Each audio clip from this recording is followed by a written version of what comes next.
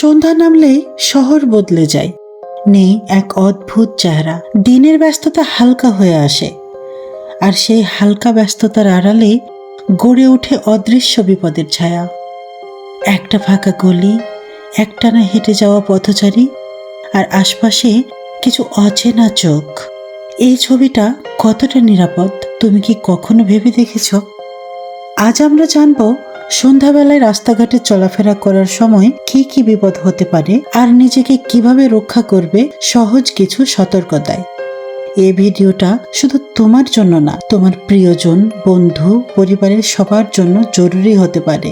তুমি হাঁটছ নিরিবিলি পথে, হঠাৎ পেছন থেকে কেউ এসে তোমার মোবাইলটা টান দিয়ে ছিনিয়ে নিয়ে দৌড় দিল।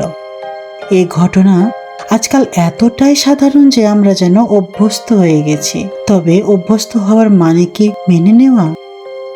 নারীরা সন্ধ্যায় একা হাঁটলে অনেকেই হয়রানির শিকার হন। চোখে চোখ পড়া মাত্রই বদলে যায় কিছু চাহনি। তার মধ্যে থাকে ভয়, অস্বস্তি, অপমান।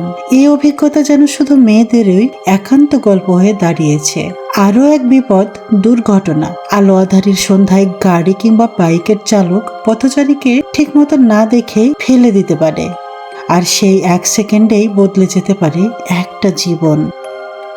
প্রথমত, অচেনা গলি বা ফাঁকা রাস্তা এড়িয়ে চলো। যতটা সম্ভব আলোযুক্ত রাস্তা ধরো। মোবাইল স্ক্রিনে এক দৃষ্টিতে তাকিয়ে না থেকে চারপাশে নজর রাখো। লোকেশন কারো সঙ্গে শেয়ার করো। বিশ্বাস করো, এটা খুব বড় সুরক্ষা।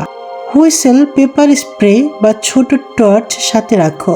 এগুলো শুধু জিনিস না, তোমার সাহসের অস্ত্র। আর যদি বুঝো কেউ অনুসরণ করছে, থেমে যাও। আশেপাশের দোকানে বা মানুষের ভিড়ে চলে যাও। প্রতিটা সন্ধ্যার নতুন দিনের প্রতিশ্রুতি নিয়ে আসে। আমরা চাই না এই প্রতিশ্রুতি ভয় আর আতঙ্কে ঢাকা পড়ুক। নিজেকে একটু সচেতন রাখলেই তুমি শুধু নিজেকে নয়, অন্য কেউ বাঁচাতে পারো। তুমি হয়তো ভাবছো, আমি একা কি করতে পারি?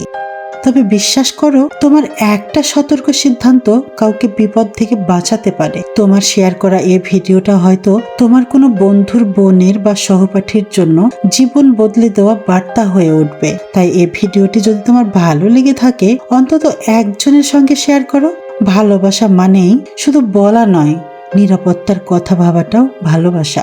আর হ্যাঁ, সাবস্ক্রাইব বা ফলো করে পাশে থেকো, কারণ আমি আছি তোমার পাশে, তোমার প্রতিদিনের নিরাপত্তার কথা বলার জন্য। তোমার সচেতনতাই হতে পারে অন্যের রক্ষা কবচ।